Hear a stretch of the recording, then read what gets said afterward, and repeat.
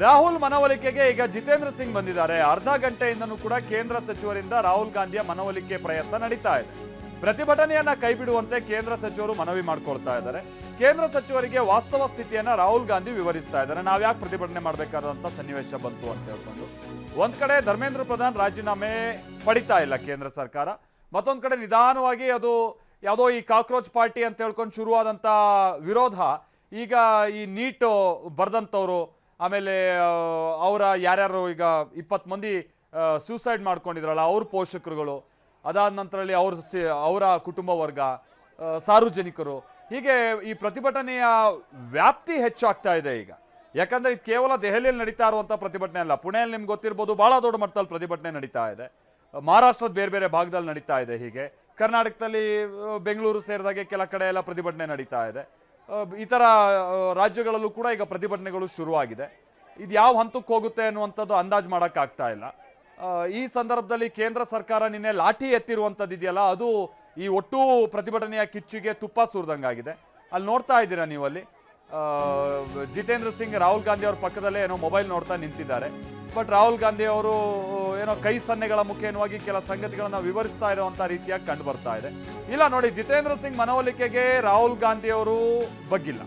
So ಅರ್ಧ ಗಂಟೆ ಮನವೊಲಿಕೆಯ ನಂತರದಲ್ಲಿ ಜಿತೇಂದ್ರ ಸಿಂಗ್ ವಾಪಸ್ ಆಗಿದ್ದಾರೆ ಅಂತೇಳಿ ತಿಳಿದು ಬರ್ತಾ ಇದೆ.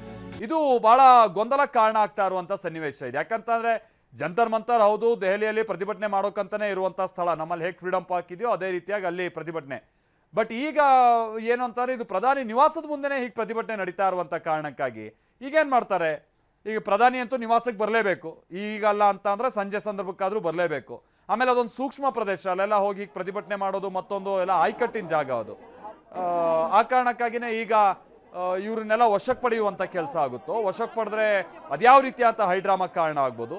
ಜಿತೇಂದ್ರ ಸಿಂಗ್ ಅವ್ರಿಗೆ ನೋಡಿ, ಅಲ್ಲಿ ರಾಹುಲ್ ಗಾಂಧಿ ಅವರು ವಿವರಿಸ್ತಾ ಇದ್ದಾರೆ, ಅಲ್ಲಿರೋರ್ನೆಲ್ಲ ಕೈ ತೋರಿಸಿ ಏನೋ ವಿಚಾರಗಳನ್ನು ಹೇಳ್ತಾ ಇದ್ದಾರೆ, ಎದೆ ಮುಟ್ಟಿ ಏನೋ ಸಂಗತಿಗಳನ್ನ ವಿವರಿಸ್ತಾ ಇದ್ದಾರೆ. ಹೀಗೆ ರಾಹುಲ್ ಗಾಂಧಿ ಅಂಡ್ ಟೀಮ್ ಪ್ರತಿಭಟನೆಗೆ ಬಹಳ ಗಟ್ಟಿಯಾಗಿ ಕೂತು ಬಿಟ್ಟಿದ್ದಾರೆ.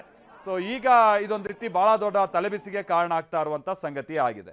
ಒಂದು ಕಡೆ ಈ ಪ್ರತಿಭಟನಾ ನಿರತ ಸ್ಟೂಡೆಂಟ್ಸ್ ಮೇಲೆ ಏನು ಅಟ್ಯಾಕ್ ಆಗಿತ್ತಲ್ಲ, ಅಥವಾ ಪೊಲೀಸರು ಹೊಡೆದಿದ್ರಲ್ಲ, ಲಾಠಿ ಚಾರ್ಜ್ ಮಾಡಿದ್ರಲ್ಲ, ಅಲ್ಲೆಲ್ಲ ಹಲವಾರು ಮಂದಿ ಹಾಸ್ಪಿಟಲೈಸ್ ಆಗಿದ್ದಾರೆ.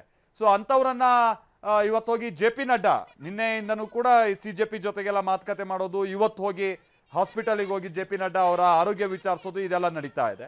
ಸೊ ಅವ್ರ ವಿಚಾರಕ್ಕೆ ಸ್ವಲ್ಪ ಮೃದುವಾಗಿದ್ದೀವಿ ನಾವು ಅನ್ನುವಂಥನ್ನ ತೋರಿಸುವಂಥ ಪ್ರಯತ್ನ ಆಗ್ತಾ ಇದೆ.